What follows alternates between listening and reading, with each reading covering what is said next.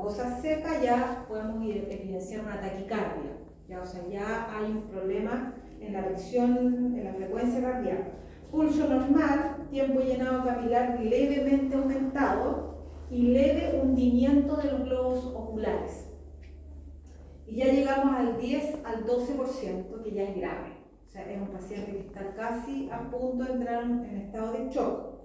Tiene todo lo que yo recién les dije, pero además tiene el pulso débil y signos tempranos de shock. O sea, es un animal que no está atento al medio, está muy débil, no reacciona frente a ciertos estímulos, ¿ya? Y es muy probable que entre, digamos, en un estado de inconsciencia. ¿Y influye en el estado de la pupila?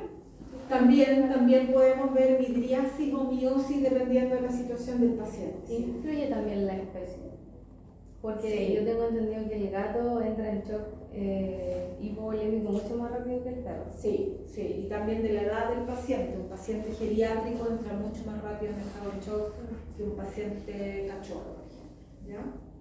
Y ya de 12 a 15% ya es un paciente grave, muy grave, que es muy probable, ya está en shock, ya está inconsciente, no reacción, y puede haber ya no solamente taquicardia, sino que bradicardia, baja de temperatura, ¿ya? Hipotermia, mucosas secas, córneas secas y muerte. ¿Ya? Por lo tanto, un paciente que esté arriba del 10% es un paciente que va derechito a muerte. Entonces hay que rápidamente hacerle una terapia intensiva. Entonces, determinamos el porcentaje de deshidratación. Por ejemplo, mi paciente tiene un 6% de deshidratación, ¿ya? Entonces, aquí coloco el porcentaje, que sería 6, por el peso en kilo, que por ejemplo 10 kilos, dividido por 100. Y eso me da el volumen en litros, que yo lo puedo transformar a ml, ¿ya? 2. Además de calcular el porcentaje de deshidratación, tengo que determinar el volumen de mantención, porque mi paciente necesita ingerir agua, comida, y si no está consumiendo agua ni comida, tengo que calcular esa cantidad de líquido que requiere. Para eso, ocupo un estándar entre 40 y 60 ml por kilo. ¿Cuánto ocupo 40 y cuánto ocupo 60? Dependiendo de la gravedad del cuadro. Si es un paciente que ya lleva más de 2 días sin comer, me voy al rango más alto. Si es un paciente que come, pero come poco, tomó poca agua, pero yo lo noto con una deshidratación muy baja, 40. ¿Ya? Y eso lo multiplico por los kilos y ojo, porque esa cantidad es por día. ¿Ya? Es decir, en 24 horas yo tengo que administrar ese suero. Y finalmente, y esto es súper importante, determinar el volumen por pérdidas. Ese animal, si está con una deshidratación, está perdiendo líquido. Puede ser por los vómitos, por las diarreas, por sudoración, ¿ya? Etc. Y aquí las pérdidas entre 20 a 40 por m por kilo por día. Entonces, yo tengo que sumar, calcular las 3 cosas. ¿Ya? Aquí un ejemplo. Paciente canino adulto mestizo con 20 kilos. Presenta diarrea, vómito esporádico, ingresa al hospital con un porcentaje de deshidratación de un 8%. Calcule la cantidad de fluido a reponer. Entonces, la fórmula, el primer punto, multiplico el 8 por 20 kilos dividido por 100, eso me da 1,6 litros o 1600 ml, ¿cierto?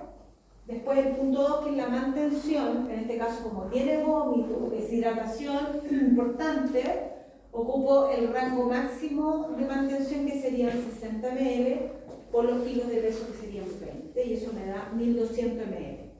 Y las pérdidas, ocupé un promedio de 30 y eso me da 600 ml. Sumo 1600 más 1200 más 600 y eso me da un total a reponer de 3400 ml. ¿Ya? ¿Hasta ahí vamos bien? Sí. Bueno, no todo es tan fácil. No solamente necesito saber cuánto le tengo que poner en un día, sino que qué velocidad de infusión debe recibir el paciente. Y aquí hay que diferenciar la condición del paciente, que son 2. O el paciente está en estado de shock, o sea, está muy mal, está prácticamente inconsciente, muy débil, no reacciona, muy lento, o el paciente está estabilizado. En general, arriba de un 8%, cercano al 10%, debiésemos ocupar una terapia de shock.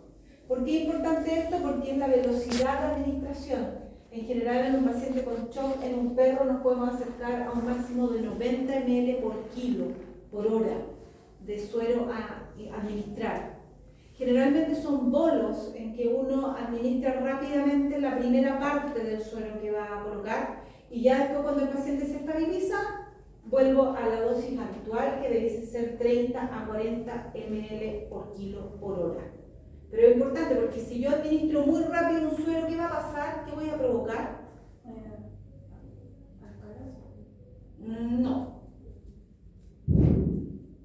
Que el flujo vaya más rápido que el flujo de la sangre vaya mucho más rápido. O sea, aumentar la presión, que no está mal, si es que quiero efectivamente aumentar la presión en un paciente con shock, pero además va a haber extravasación de líquido, del intravascular va a salir afuera, por la cantidad enorme de líquido que estoy administrando directo a la vena. ¿Y esto influye en un animal con una enfermedad cardíaca? Además, por supuesto, como cualquier... ¿Cómo habría que calcularlo ahí, incluyendo ese detalle? Si está estable el paciente, es decir, si no está en estado de shock, tienes que administrar a esta velocidad, aunque esté enfermo cardíaco, renal, lo que sea. Edema pulmonar. ¿Ya? Lo primero que vamos a provocar se va directo al pulmón y el animal tiene dificultad respiratoria. Entonces es importante siempre administrarlo lento según la velocidad que corresponde. Entonces, por ejemplo, acá el paciente anterior que teníamos que administrar 3.400 ml puede ser infundido en un máximo de 4,25 horas. ¿Ya? Ahora, generalmente se trabaja en 24 horas y el paciente va a estar hospitalizado. Pero si yo lo quiero administrar en el mínimo tiempo, podría ser de 4,25. ¿Cómo lo calculamos? 3.400 ml dividido por 20, que en este caso es la cantidad de kilos de peso del paciente, dividido por 40, que es la velocidad que voy a utilizar. Y eso me da el total de horas a infundir. ¿Ya? Y finalmente, las gotas por minuto. ¿Cuántas gotas le voy a administrar? Porque una cosa ya, voy a demorarme 4 horas, pero ¿cómo lo llevo a la realidad? Entonces lo tengo que calcular en gotas por minuto. Dentro de los equipos que utilizamos, que después se los voy a mostrar, están los equipos de macrogoteo y los de microgoteo. En general el microgoteo se utiliza para cachorros y gatos y son 60 gotas por ml. Y el macrogoteo, que es lo que más utilizamos, se utiliza en general para pacientes adultos y son 20 gotas ¿ya? Por ml. Entonces generalmente se utiliza esta fórmula, son gotas por volumen total calculado dividido por 60 por 24. ¿Ya? Entonces, por ejemplo, acá los 3.400 dijimos que vamos a usar un macrogoteo de 20 gotas por ml por 3.400, que es el total de suero a infundir, dividido por 60 minutos y lo voy a poner en 24 horas. Ahora, si yo lo quiero administrar en las 4,5 horas que calculé anteriormente, en vez de poner 24, pongo 4,5. ¿Ya? Y eso me da el total de gotas, que serían 47 gotas por minuto. Lo puedo hacer al revés. Divido 60 por 47 y me da la tasa de goteo por minuto, que serían una gota cada un segundo. ¿Ya? Es decir, en una velocidad lenta. ¿Ya? Ya, y para terminar esta parte, y ahora sí irnos rápidamente a hacer el ejercicio. ¿Qué tipo de suero utilizamos? Tenemos distintos tipos de suero. Por allá atrás, por aquí, para que vayan circulando, tenemos sueros que son cristaloides y sueros que son coloides. ¿Ya? En general, los coloides aumentan la presión arterial y se utilizan en pacientes que están con shock. Por ejemplo, pacientes que están con hemorragia, es decir, que tuvieron una pérdida de sangre o de líquido rápida y importante. Y los cristaloides en general nos sirven para reponer. Yo creo que abramos la puerta, chiquillos. Sí, estoy Ahora, siguiente. Y los... Parece que está cerrado.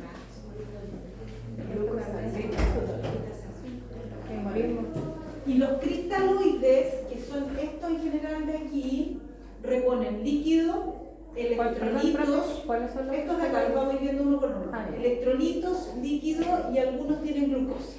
¿Ya? Tenemos el famoso suero fisiológico, que es cloruro de sodio al 0,9%. Ojo que este suero tiene cloro, ¿ya? Por lo tanto, acidifica un poco la sangre, es decir, podría provocar un poco de acidez. Por lo tanto, en general no se utiliza solo o se utiliza muy poco. Si es que la terapia es de mantención larga, no debiésemos usar solamente suero fisiológico. En general, es un volumen de mantención. Es un paciente que no tiene un problema de deshidratación severo, ¿ya? Por ejemplo, lo podemos utilizar posquirúrgico. Por ejemplo, para una VH, una esterilización, podríamos como terapia de recuperación, podríamos utilizar suero fisiológico. El suero que más utilizamos en medicina veterinaria y que por ahí está circulando es el famoso Ringer lactato. ¿Por qué? Porque el lactato se transforma en bicarbonato. ¿Para qué me sirve el bicarbonato? Para mantener el equilibrio ácido-base, ¿ya? Para las acidosis metabólicas. ¿Y qué cuadros más tenemos en veterinaria? Los cuadros gastroentéricos, ¿ya?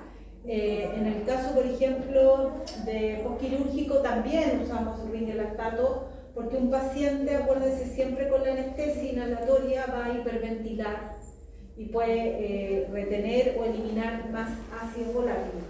Entonces, se utiliza mucho, sobre todo para cuadros gastroentéricos. El Ringer se utiliza un poco menos, a veces cuando tenemos solamente pérdidas por vómito. La glucosa al 5% también la podemos utilizar, tiene un poquitito fuente de energía, pero en general está prohibida en cuadros renales y cuadros hepáticos. Ahí no podemos utilizar glucosa sola, ¿ya? Glucosalino, aquí es una mezcla entre glucosa y cloruro de sodio, entonces es mucho más beneficiosa y la podemos usar en insuficiencia renal y cardíaca. Glucosa al 10%, aquí ya es una fuente de energía más importante, un paciente con anorexia, por ejemplo, y también podemos estimular la diuresis, ¿ya? Por ejemplo, un paciente que está con edema, queremos que elimine mayor cantidad de orina, podemos usar un suero hipertónico, ya que puede ser la glucosa al 10% o el manitol al 20%. Ya, y aquí estos últimos tres son coloides, es decir, tienen en general un peso molecular mayor, ¿ya? Y por lo tanto aumentan la presión sanguínea, se utilizan bastante, como dice ahí, reposición de líquido extracelular, quemaduras en cirugías, aumento de la presión arterial, volemia, aumento de la presión arterial y volemia, ya decir pacientes que están en estado de shock.